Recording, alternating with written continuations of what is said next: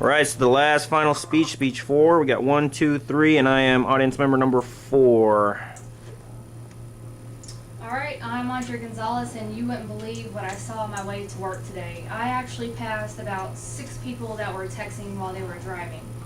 As a law enforcement official and a cell phone owner, I believe that I strongly disagree with actually texting and driving. Of course, the society that we live in today gives us the access to constantly be connected with people, but be it while eating breakfast, while at work, in the shower, and on the road. Growing up in an age when the cell phone has become such a must-have item, I can understand the urge to always be connected.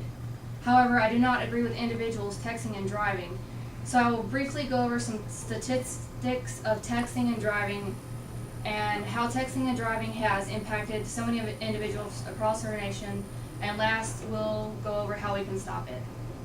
I still can remember the first time I ever bought a cell phone. I was 18 years old and so stoked that I actually had my own phone with a camera. I didn't even know how to text at that time. I used to always get road rage and angry every time I would see somebody just on their cell phone actually talking, like not even texting. It would really make me angry. So now these days, you can't even drive down the street without seeing somebody on their phone or texting. I will now go over some statistics of distracted driving caused by texting. Of course, phones have evolved, but that doesn't mean people have evolved enough to actually text while they drive. Here are some key facts and statistics about driving and texting. Driving and using a cell phone, not even particularly text messaging,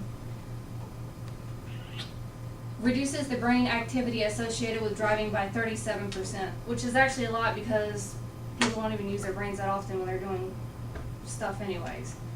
In 2009, 5,474 people were killed due to distracted drivers, and another 448,000 were injured, which makes you wonder how many of those individuals were actually hit by a person text messaging, or how many individuals were text messaging when they hit somebody else. In 2011, it was reported more than 196 billion text messages were sent or received in the U.S., which is actually up 50% from 2009. So it makes you wonder what is it going to be in one more year. People are just going to constantly be texting while they're driving. I just covered some staggering statistics of texting and driving, which leads to distraction while you're on the road. Now that you know about the statistics, I will now like to show you a quick video before I talk about some stories of texting and driving.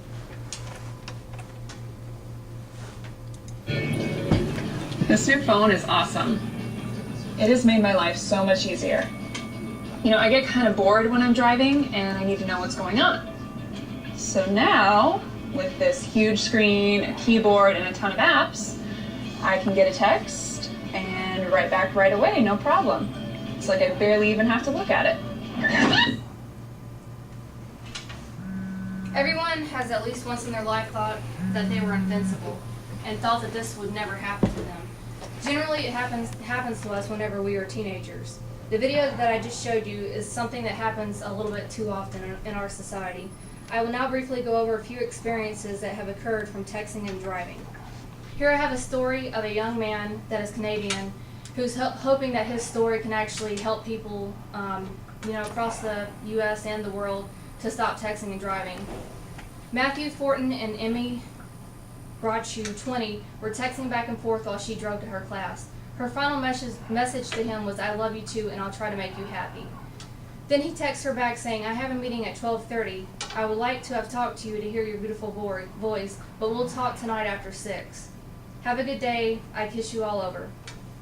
A little while later, when she didn't respond back, he got nervous and was texting her back talking about, "Is all well, my heart, and I'm a little worried over here."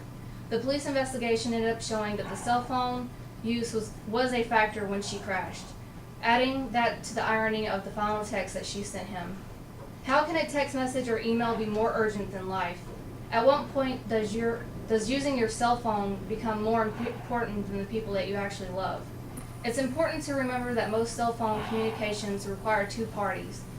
So therefore, if you're texting somebody while they're driving, you're actually contributing to them, doing bad. It's pretty much like letting your friend drink, and then get in the car and drive while they're drunk. If something were to happen, if someone were to get killed, can you imagine going through your life knowing that you were on the other end when that happened, that you could have contributed to them being the reason why they died? And then also, I can't lie, I've actually text messaged and driven at the same time myself, and I actually feel really guilty about it, because then I think about stories like this where, you know, I could have hit a little kid, or I could have killed somebody. And I've been in a vehicle with somebody before that was texting while he was driving and speeding, and I actually ended up having to tell him to pull. I told him, if you're going to text, you need to pull over. And I also was like, hey, give me your phone and I'll text message for you. Just let me know what you want to say, because it's ridiculous. 4-second text message is actually the equivalent of you driving 55 miles per hour down a football field sides, blind. Think about how much like coverage you can actually get a whole entire football field, and you not even know what's coming. So now you know the statistics and stories. I would like to share with you what we can do to help prevent this from happening.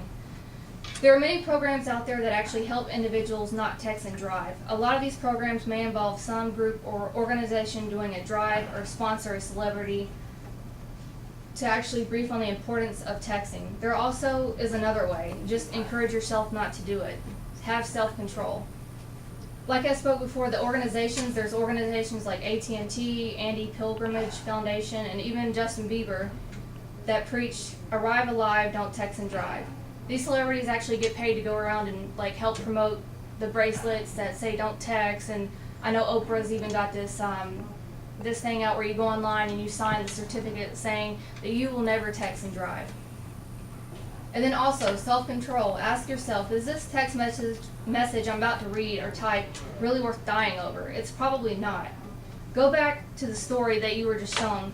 Could you really live with yourself knowing that you killed somebody over typing BRB? It's definitely not even worth it. Especially if it's a young child that hasn't even lived, it's just heartbreaking. As I said before, this is such a growing trend in our nation. It's what people consider the norm, but it shouldn't be. Now you know some organizations out there that believe strongly in the don't text drive epidemic that we face as Americans. Today I've gone over eye-opening statistics in texting while driving, showed you a brief video on what could very possibly happen to anyone who is distracted behind the wheel, and gave you a quick rundown of some good foundations and information to help you decide not to text and drive.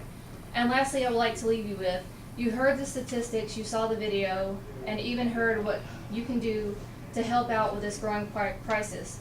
Are you going to be one of the individuals I see texting while driving on my way home tonight? That's it.